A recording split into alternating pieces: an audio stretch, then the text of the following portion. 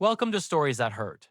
Here, we share stories that touch the heart, stories that invite you to pause, feel, and reflect. Louis lived in a small town in the state of Colorado. It was a typical American town, wooden houses with porches, mailboxes by the roads, and morning coffee in paper cups. Louis worked as a mechanic at a small auto repair shop. He was a kind but lonely man after losing his parents. The house felt too quiet. One Sunday morning, his sister Mary practically dragged him to the local animal shelter. "You need someone who will wait for you at home," she said. Louis didn't believe he was ready for a dog. Until he saw him. It was a red and white dog with big ears and a slightly crooked tail. He didn't bark or jump. He just looked, long and carefully. When Louis crouched down, the dog cautiously came closer and placed a paw on his knee. "Jack." Louis read the name on the tag. "Well then, Jack, let's go home." That's how a new family appeared in their lives. Jack turned out to be a dog with character. He stole socks, hated the vacuum cleaner, and was convinced the couch belonged to him. But every morning he waited for Louis by the door, and every evening he fell asleep beside him, resting his head on Louis's legs. People in town quickly got used to seeing them together. Louis with coffee, Jack with a leash in his mouth. They were inseparable. Over time, Louis began to smile more often. He felt needed again. "You saved me, buddy." He often joked to Jack. He had no idea how true those words would become. One winter evening, Louis was driving home along a mountain highway. Snow was falling heavily. The road was slippery. Suddenly, the headlights caught a deer in the darkness. A sharp turn of the steering wheel, the sound of impact, and the car flew off the road. Louis came to inside a half-destroyed car. His phone was shattered. His leg was pinned by metal. Silence and cold surrounded him. And then, barking, Jack? He had been in the back seat and miraculously wasn't hurt. The dog got out of the car and ran along the road, barking as loudly as he could. After some time, a truck driver heard him. He stopped, followed the dog, and found the way. Later, the doctors would say, another half hour, and it would have been too late. Louis woke up in the hospital. Mary was sitting by the bed, and Jack, with a bandaged paw but the same attentive gaze. Louis cried. Not from pain, from gratitude. "This time you saved me," he whispered. After that incident, Jack's story spread through the town. A local newspaper wrote about him, and people started coming to the shelter more often. Some believe that true love sometimes has 4 legs and a tail. The next morning, a doctor walked into Louis' room and said with a smile, "Your dog is a hero again today. He refused to leave the hospital until he saw you. The nurses are already talking about hiring him." Mary laughed through her tears. "See, Louis, you live with a celebrity now." Jack, as if he understood, proudly lifted his head, and then immediately sneezed. Louis laughed for the first time in many days. The laughter was quiet, but real rehabilitation took a long time. Louis walked on crutches, got angry at his own body, and sometimes lost patience. But Jack was always there. He waited patiently while Louis slowly put on his jacket, brought him his shoes, and lay down by the door as if to say, "I'm not going anywhere without you." One day, Louis said, "You know, buddy, you're not just my dog. You're my reason to get out of bed." Jack replied in the only possible way. He licked Louis's cheek and stole one of his crutches, running down the hallway with it. Mary laughed for a long time, filming it on her phone. When Louis fully recovered, he began volunteering at the same shelter where he had once taken Jack. He told visitors their story honestly, without embellishment. "I thought I saved him," Louis said. "But in truth, he saved me." Jack sat nearby, looking seriously at people, as if evaluating them. "Are you ready for real friendship or not?" Several dogs found new homes that day. Years passed. Jack's muzzle turned gray. His steps grew slower. Louis no longer ran either. He walked slowly, but confidently. Again and again they walked the same streets of their town, stopped on the porch, and watched the sun set behind the mountains. Louis stroked Jack behind the ear and quietly said, "If I ever had one true miracle in my life, it was you." Jack sighed heavily and rested his head on Louis's knee. One morning, Louis woke up to silence. There was no familiar clicking of claws on the floor, no heavy sigh by the bed. Jack lay by the door, watching but not getting up. "Hey, buddy," Louis said softly. "Walk?" Jack moved his tail slightly, as if trying to be the same as always. But his body wouldn't obey. The veterinarian spoke for a long time and very carefully, choosing words that still cut like a blade. Old age, heart, pain.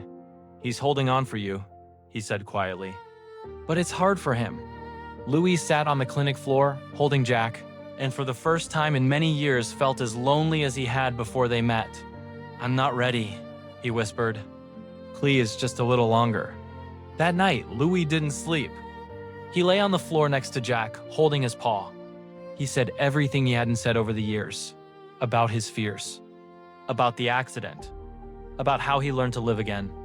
Do you remember how you stole the Thanksgiving turkey? Louis smiled through tears.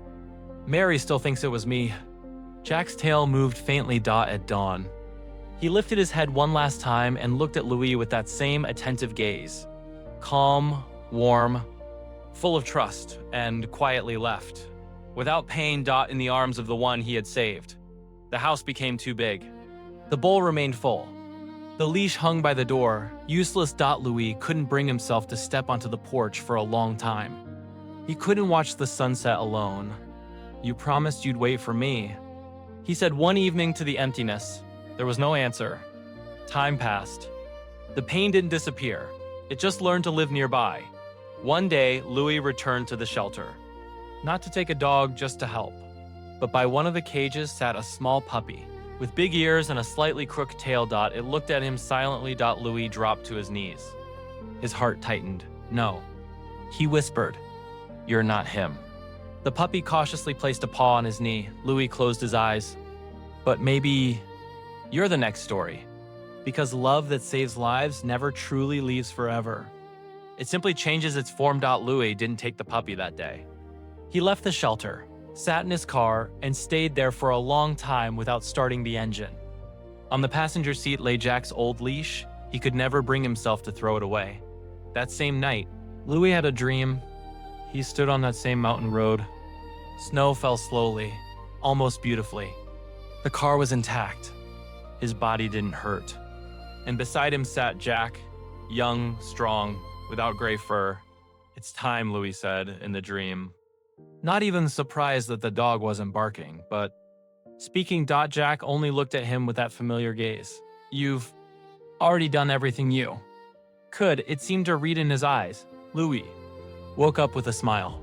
For the first time in many months. The next day, Mary couldn't reach him by phone. The door was locked from the inside. Louis sat in a chair by the window, peaceful, as if he had simply fallen asleep.